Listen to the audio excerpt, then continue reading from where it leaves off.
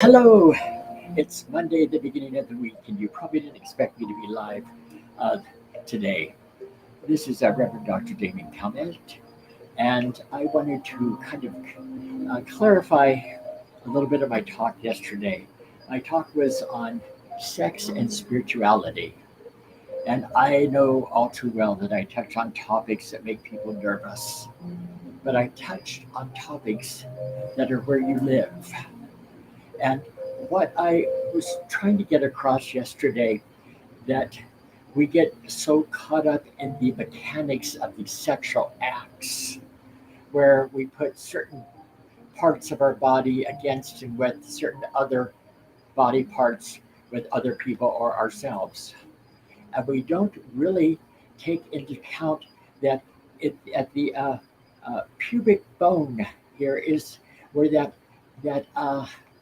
a chakra is that controls the emotion, controls the sexuality, controls all of those things.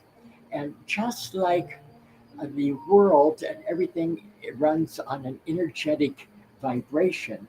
Our bodies also run on an energetic vibration. We run on various frequencies. You may have gone into a room sometime and said, "Oh, there's a great vibe in this room." There was a great vibration that everybody's creating. So there are vibrations within the seven chakra areas. The base of our chakra, our root chakra, being at the lower spine that grounds us, and then the divine from the very top of our head here. But I'm not talking about the whole chakra system. Okay? I'm just talking about the creative, the creative sexuality within this particular chakra.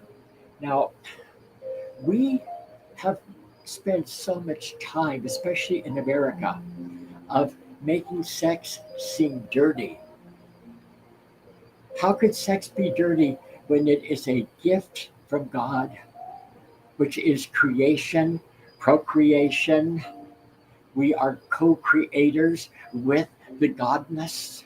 How could that be dirty? It, in fact, isn't.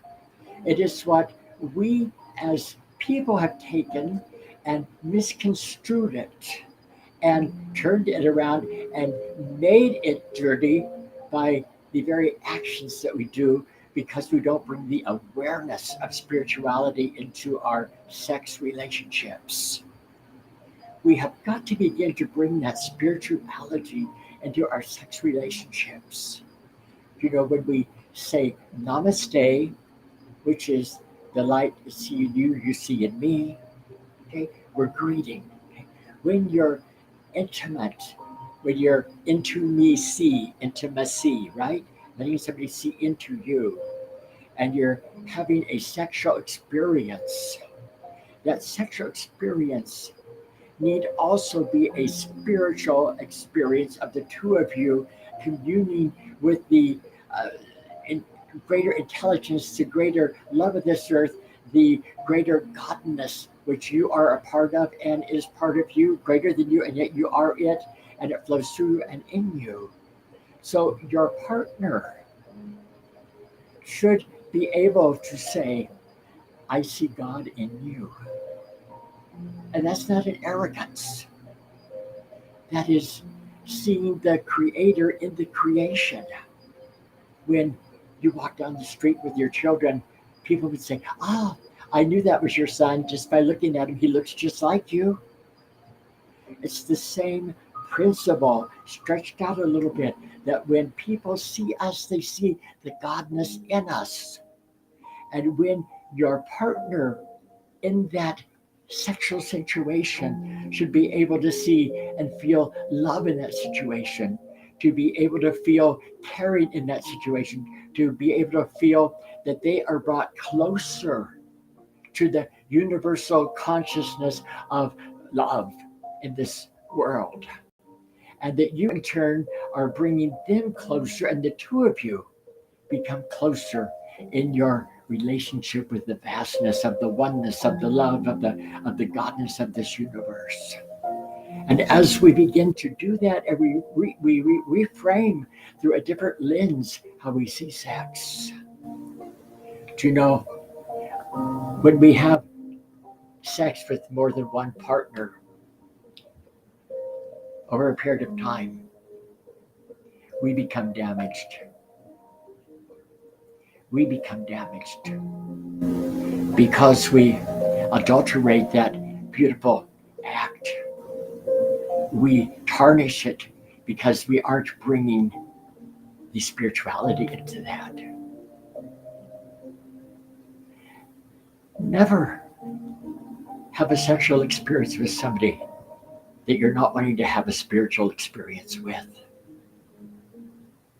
Somebody's going to get hurt, and it's usually going to be you. Somebody's going to feel needy and wanting. Somebody's going to feel empty. Have you ever experienced having sex with somebody and you thought it was all good and well at that time, but the next day it felt so empty? And then you had to keep doing it with maybe somebody else, maybe 10 partners, so you could just keep filling that hole. That hole is the God space in you, the love space in you. And when the two of you share in that space, that into me see, into God see, then your life becomes real fruitful and you begin to have a sense of purpose. And that's what I wanted to say yesterday. So many of you have made comments and personally and have asked me questions. Somebody asked me yesterday what I thought about people that were demanding celibacy. I don't think anybody ought to demand anything when it comes to that creativity. That is a special place for you and the energy that God has given you. Now, my story's different. When I was a child and in my teens and even in my 20s, I had no sexual energy. As a young child, 2, 3, 4, I was so abused that sexual energy, that gift that came from the godness, was stolen and robbed from me. I grew up, I can tell you, it wasn't until I was married at the age of 29 that I even had an erection. There was no sexual energy. There was no sexual thought. You said, did you think about men or women? Oh, yeah. When I see a man that's dressed to the nines in a suit and the shoes match and everything, I thought, wow, I like that. When I would see a woman who was a lady just dressed to the nines all put together, I thought, wow, I like that. But there was no sexual attraction to anything. I was not even unaware how it worked. My last year of college, I traveled with a music group, and I remember the guys in the music group, good Christian guys. They got me the book, Everything You Want to Know About Sex, but We're Afraid to Ask. And they began to go through the pages with me so that I would understand the mechanics of how the body works when it comes to sexual expression. And that's exactly what it is. This is a sexual expression. While we are here to be the expression of the divine, the expression of God on this planet, through the sex acts, we are to be the expression of God, of loving on this planet.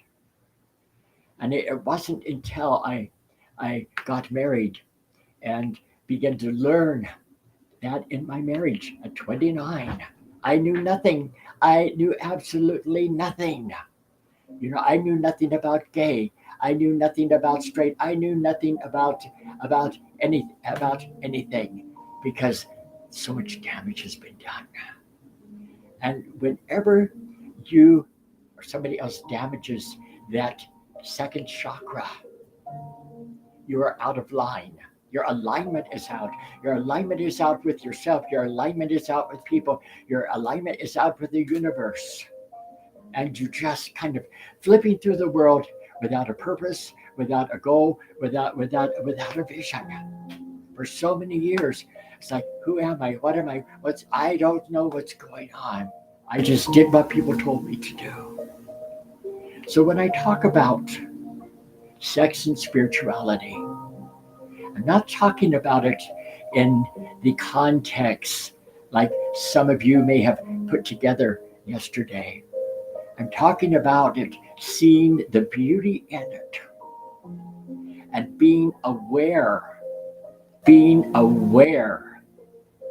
of the God expression, the love expression, the kindness expression, the gratitude expression that goes along with the sexual act. And we need to stop. We need to stop making sex ugly. How many boys have I talked to in counseling, and when they were caught masturbating as a child? Yep, I said it for you, masturbating. And so, oh, that's dirty. You shouldn't do that. No, masturbation is a natural act. Just because you're embarrassed as a parent for it, what you should be embarrassed about is that you've never said and explained how the emotions and how the body work hand in hand, how the body, mind, and spirit all work hand in hand. And the double standards that we have for boys and for girls. Well, girls have to be pure till they're married, or else they're no good. And so one of our girls, she gets pregnant, and all of a sudden we have put on her that she is a damaged goods. That is not the case. God does not look at that as the case. You look at it as the case because of your judgmentalism. When you come from a place of loving and kindness, you look at it as a thing of, she did not have the understanding and the awareness of putting the spirituality into the sex act. So therefore she fell prey to whatever it was that happened. We need to start celebrating one another, to start celebrating who we are, that we are a wonderful gift to this universe. We are God's gift to the universe. We are the gift of love to the universe. So when people see you, they see hope, they see faith, they see trust, and so it is. And I hope that clears up a little bit about the talk on sex yesterday. Yes, I get right down to the nitty gritty, because you know what? I'm not here to please you. I'm here to push you to think, to push you to talk, to push you to have conversations. That's the only way we grow. Thank you for joining me for lunch today. It's going to be a great week. And guess what? Whatever you're going through, choose to grow through rather than go through. And I believe in you. You've got this. And I'll see you next Sunday at 10 a.m. As we talk about fathers, my talk next Sunday is, Who's Your Daddy? We'll see you next Sunday.